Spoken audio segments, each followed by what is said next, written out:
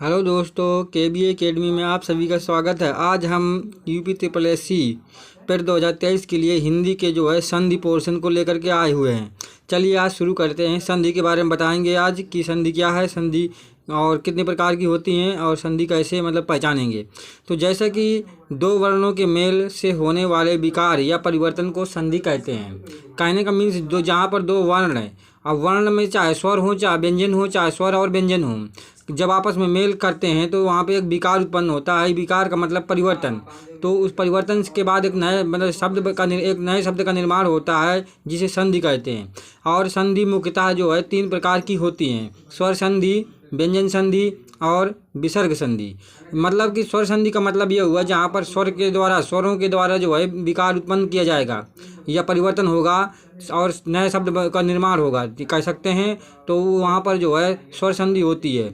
और स्वर तो आप जानते ही हैं, छोटा आ से लेकर के आ तक होते हैं। तो स्वर संधि में बताया गया है कि दो स्वरों के योग से होने वाले विकार या परिवर्तन को स्वर संधि कहते हैं। जैसे पुस्तक प्लस आलय, यहाँ पर पुस्तक में छोटा आ छुपा हुआ है का में, और यहाँ पर बड़ा आ है, तो छोटा आ प्लस बड़ा आ बराबर बड़ा आ बन जाएगा। तो दो मिला करके बना देंगे, यहाँ से बड़ा आ गायब हो जाएगा और यहाँ डंडा लग जाएगा बड़ा का में, तो हो जाएगा पुस्तकालय। इसी तरह से विद्यालय, विद्या प्लस आलय, और इस तरह समझ सकते हैं आप लोग। अब बात करेंगे कि संधि हैं यानी स्वर संधि है वो कितने प्रकार की हैं।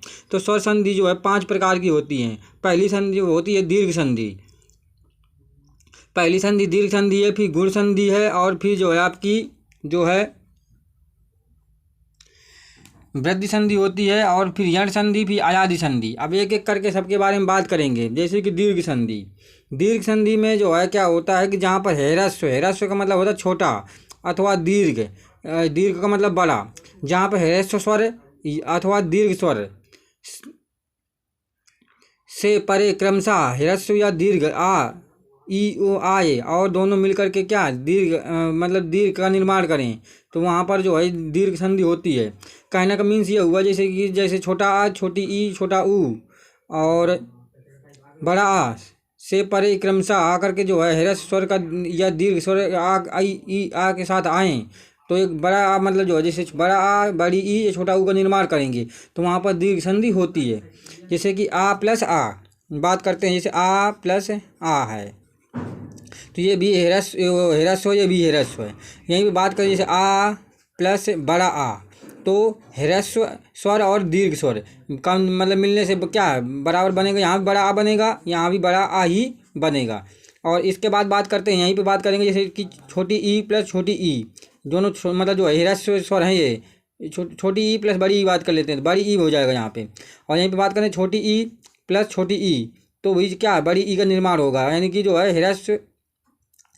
हैरस्व प्लस हैरस्व स्वर बराबर दीर्घ बनेगा। इस प्रकार से बड़ी ई की मात्रा में बदल जाएगी, छोटी ई की दोनों मात्राएं। वहीं पर जैसे छोटा ऊ प्लस बड़ा ऊ बराबर बड़ा ऊ की मात्रा रहेगी।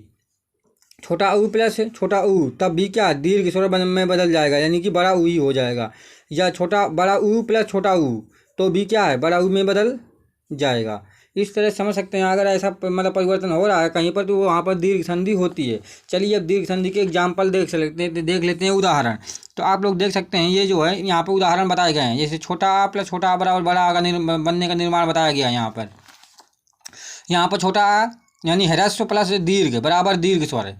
यहाँ पर देख सकते हैं आप लोग, दीर्घ स्वर प्लस हैरस्व स्वर बराबर दीर्घ स्वर। बहुत ही इम्पोर्टेंट है मित्रों, दीर्घ संधि के उदाहरण है ये। और यह दीर्घ प्लस दीर्घ बराबर दीर्घ, यानी बड़ा प्लस बड़ा बराबर बड़ा। इस तरह से यहाँ पर अगर ऐसा कहीं पर विकार उत्पन्न हो रहा है तो वहाँ पर दीर्घ संधि होती है। जैसे यहाँ बताया गया, देख लीजिए, यथा प्लस अवसर बड़ा आ था, यहाँ पर यानी बड़ा आ प्लस छोटा आ बराबर बड़ा आ बन जाएगा, यथावसर। पराधन आस्त परास्त, विद्याधन अभ्यास विद्याभास अभ्यास, विद्याधन अर्थी विद्यार्थी, रेखाधन अंकित रेखांकित, दीक्षाधन अंत दीक्षांत, श्रद्धाधन अंजलि तो श्रद्धांजलि। ये सब दीर्घ संधि के एग्जाम्पल हैं। चलिए आगे बात करते हैं। दीर्घ संधि में ही हम आगे बात करेंगे। अभी देख लीजिए, अब यहाँ पे छोटी ई और छोटी ई यानी कि हैरस्व स्वर और हैरस्व स्वर मिलकर के क्या दीर्घ स्वर बन गए हैं। अगर यहाँ पर ऐसा भी कहीं होता है तो वहाँ भी क्या दीर्घ संधि होती है। जैसे कवि धन इंद्र, कवि में भी जो है छोटी की मात्रा है और इंद्र में भी छोटी की मात्रा है, दोनों मिलकर के बड़ी की मात्रा में बदल जाएंगे, कवि इंद्र हो जाएगा। अभिधन ईष्ट है, अभीष्ट हो जाएगा। मुनि धन इंद्र, मुनीन्द्र हो जाएगा। अब यहीं पे छोटी ई और बड़ी ई बराबर बड़ी ई में बदल जाएगा। देख सकते हैं कपि धन ईश, कपीस। फणि धन ईश्वर, फणीश्वर। कपि धन ईश, कवीश। क्षिति धन ईश, क्षितीश। गिरिधन ईश, गिरीश। परिधन इच्छा, परीक्षा। परी में छोटी की मात्रा है और इच्छा में जो है बड़ी की मात्रा है, दोनों मिलकर के क्या बन गया परीक्षा, जिसे एग्जाम कहते हैं। और यहाँ पे देख सकते हैं बड़ी ई प्लस छोटी ई मिलकर के बड़ी ई यानी दीर्घ स्वर बनेगा। योगी धन इंद्र, योगींद्र। नदी धन इंद्र, नदी में बड़ी की मात्रा है और इंद्र में छोटी की मात्रा है, दोनों मिलकर के क्या है बड़ी बन जाएगा, तो हो जाएगा नदींद्र। सती धन इच्छा, सतीच्छा। अब नीचे बड़ी बड़ी प्लस बड़ी बराबर बड़ी कब दिखाया गया है, उदाहरण देख सकते हैं आप लोग। और फिर छोटा ऊ प्लस छोटा ऊ बराबर बड़ा ऊ में बदल जाएगा। जैसे लघुधन उत्तम, लघुत्तम। गुरुधन उपदेश, गुरु उपदेश। अनुधन उदित, अनुदित। बहुधन उद्देश्य, तो बहुउद्देश्य। और लघुधन उपदेश, लघु उपदेश। भानुधन उदय, भानुदय। विदुधन उदय, विदु उदय। और यहीं पे छोटा ऊ प्लस बड़ा ऊ बराबर बड़ा ऊ में बदल गया है, देख सकते हैं आप। अम्बुधन ऊर्जा, अम्बूर्जा।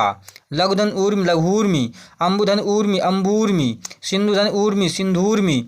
अब यहीं पे बड़ा ऊ प्लस छोटा ऊ बराबर बड़ा ऊ में बदल गया। बधुधन उत्सव, बधूत्सव। बधुधन उल्लेख, बधुल्लेख। और यहीं पे देख सकते हैं भूधन उद्धार, भूद्धार। भूधन उपसर्ग, भूतसर्ग। आशा करते हैं कि आप लोगों को ये बात हमारी जो दीर्घ संधि के बारे में समझ में आ गई होगी, और ऐसे ही हम वीडियो लेकर के आते रहेंगे। और आगे अब हम आगे की मतलब वीडियो में आपको गुण संधि के बारे में बताएंगे। तो आप लोगों को आशा करते हैं कि हमारी बात समझ में आई होगी, जो हमने आज दीर्घ संधियों के बारे में बताया है। पहले संधि के बारे में बताया, फिर इसके बाद उनके भाग बताए हैं, फिर दीर्घ संधि के बारे में आज बताया कि दीर्घ संधि आखिरकार कैसे बनती है, कैसे दीर्घ संधि का निर्माण होता है।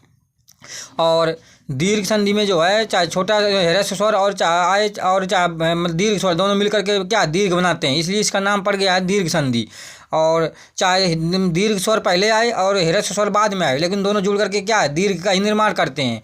और समझ सकते हैं आप लोग, यहीं पर पहले देख सकते हैं। और दीर्घ संधि जो है हमारी जो 5 प्रकार की बताई गई है। तो दीर्घ संधि के जो है, और इसके बाद हमने ये दीर्घ संधि के बारे में बताया था हमने। और अब इसके बाद आगे बात करेंगे अगली वीडियो में। और हमारे चैनल को आप लोग सब्सक्राइब करें, लाइक करें, और वीडियो को हमारे शेयर करें दोस्तों में, और बेल आइकन का बटन प्रेस कर लें, ताकि हम जो है आपको अगर कोई वीडियो अपलोड करें तो आपके तक हमारी नोटिफिकेशन समय पर पहुंच सके। जय हिंद, जय भारत दोस्तों।